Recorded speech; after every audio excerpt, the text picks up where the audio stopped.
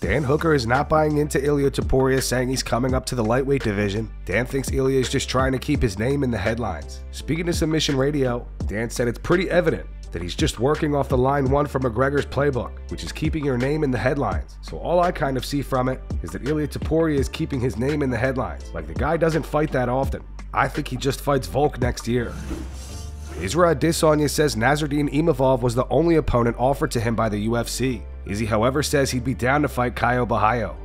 I forgot. Nasruddin Imavov. How did that fight come about? I don't know. They just offered it to me and I was like, yeah, sure. What other names were in the mix? No, that was the only name that got offered. But Caio Borralho, he was looking for a fight as well. And yeah, if they offered him, it would have been like, yeah, sweet. But then he responded when I posted or announced the fight, and I was like, bro, I already told you, when it's you and me, it'll be for the belt, it'll be for the throne. So I respect a guy who just wants to be strictly business. It's like, I understand that. What do I call it? Goku spirit. It's like, oh, you fight? How good are you? All right, bet, let's see. Yeah, so I respect that. But the Imavov fight came about, and yeah, we're here. Francis Ngannou had dinner with Ronaldo and had him sign some collectible items afterwards.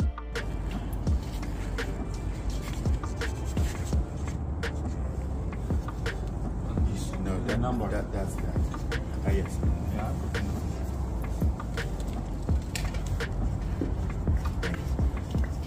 And if you can. Frio, man. So why don't you put the name? Yeah. What'd you say? What'd you say? No, I say if you can, if you...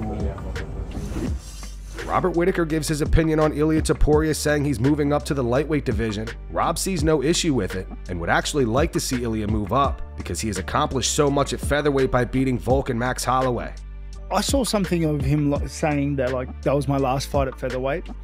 He implied it. He definitely hinted it, yeah. But yeah, I don't know. If the weight cut's real, like if he really is struggling with the weight cut, he can go up. He beat Volk and Holloway, dude. Like, yeah, I'm happy with. I'm happy with him going up.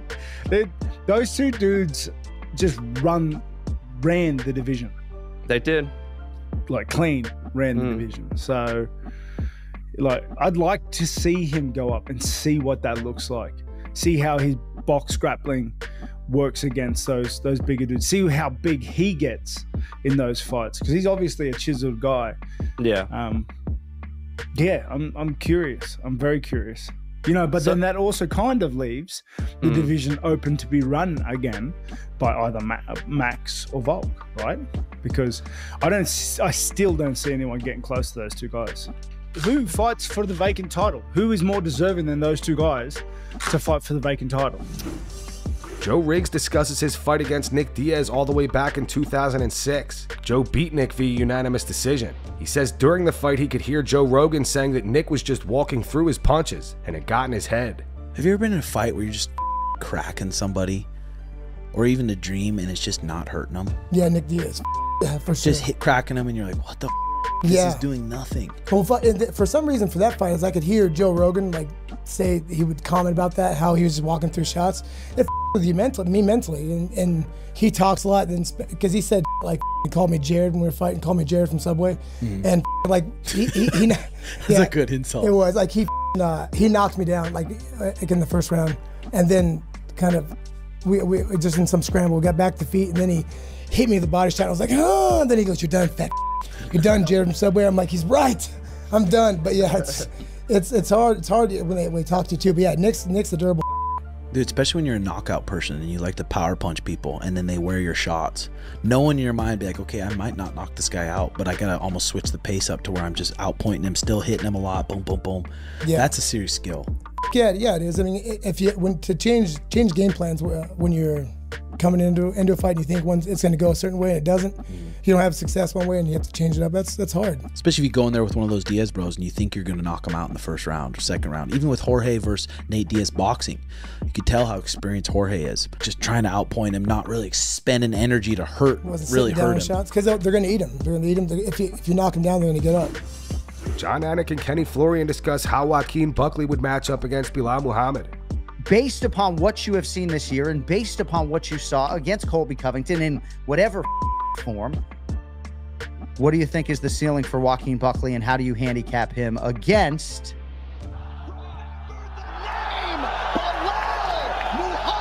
the champ Belal Muhammad and everybody else, Ken Florian?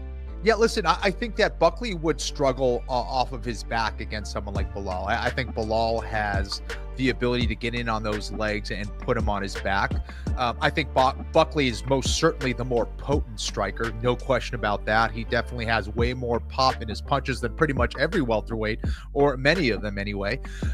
So I think he would have to keep this fight on the feet, have to find a way to force Belal to trade with him repeatedly, most likely in the center of the octagon. He needs to stay away from that cage. Belal is very good when he gets on top with his control. Maybe not the best submissions or anything like that, but I think Belal would find a way to try to look for a TKO in that fight. So if Buckley's able to improve his grappling skills, I would give him a much better shot. But as of right now, I would definitely have Belal as the favorite, just based on his experience and the way he matches up against someone like Buckley. Luke Rockhold calls Daniel Cormier a liar and says that Islam Makhachev never submitted him in the gym. I'm just saying I've rolled with Islam a lot. He's very good. I roll with the other foe. I don't think it would be as hard. I'm just saying. So you're taking Has he ever submitted you, Islam? No, he's never. Too small. Islam Makhachev has never submitted you. No. You've been training with this guy I love for the years. guy. He's dangerous. He's hard as hell. Him and Khabib. You believe that? I don't think. I don't know. It's hard to believe. FaceTime him right now and ask him if you've ever been submitted by Islam. Hey, you can, dude. Daniel Cormier is the biggest liar in the face of right now. Fighting. Hey, how do you think he makes good TV? Because he just lies his way through TV. Wow, dude, that's your teammate. FaceTime him. FaceTime him. One thing that Daniel would always say: if you ain't cheating, you ain't trying. Oh my. Michael Chandler is getting roasted today over still campaigning for the Conor McGregor fight. On X, Conor wrote, "I pray for peace in the world and war in the ring." Chandler reposted it. He wrote, "Ring, cage, mat, canvas, whatever you want to call it. All you have to do is step up." To read off some replies from the community, Spinning Backfist posted this meme. It says, "How do we tell him?" This user posted this gif. It says, "Why are you so obsessed?" Superfan posted this photo. It says, "Just let it go, bruh. It's over." This user writes, "No disrespect, Mike, but it honestly feels like you're the only one who doesn't realize this fight isn't ever happening. You really gotta move on from this. Oh my god, so cringe. And have some dignity, sir." What do you guys think? Do you think there's any chance Conor fights Michael Chandler? Post your takes in the comments. And that's going to wrap it up for the news. Thanks for watching. For daily MMA news and content, subscribe to Full Mount MMA and click the bell icon to be notified when we post videos. Here are the 3 top comments from last video. The first one's from Shiggy Stardust. It says, "Tim Welch and Sean O'Malley get way too much screen time on this channel. Who the f wants to hear them discuss Conor and Logan Paul?" The second one's from Zexter33. It says, "Izzy wants to fight Hamzat now, but a few days ago before he had a fight lined up, he didn't." And the final one says, "I have absolutely zero interest in hearing Conor McGregor mentioned anymore until he is actually physically in the octagon again." Those were the 3 top comments from last video. If you want to be featured in the next one, all you have to do is comment down below. And if you missed yesterday's news, click the video on screen right now to get caught up.